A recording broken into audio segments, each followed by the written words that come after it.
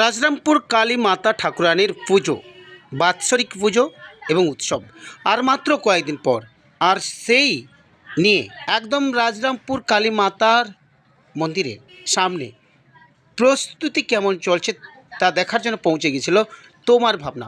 দেখুন, সেই ছবি তুলে ধরছে আপনাদের সামনে তোমার ভাবনা। একদম মাঠ জুড়ে লোক এবং সামনে একদম কংক্রিটের মাঠ তৈরি করে দেওয়া হচ্ছে যাতে ভক্তদের কোনো রকম অসুবিধা না হয়, এবং সেই সঙ্গে মন্দিরের প্রস্তুতিও তুঙ্গে। দেখতে পাচ্ছেন আপনারা, সরাসরি সেই ছবি দেখাচ্ছি।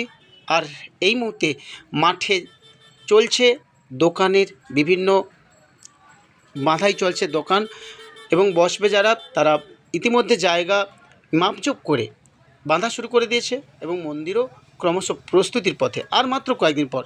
যদি ভালো লাগলে তোমার ভাবনা সাবস্ক্রাইব করবেন, সঙ্গে থাকবেন, অবশ্যই শেয়ার করে দেবেন।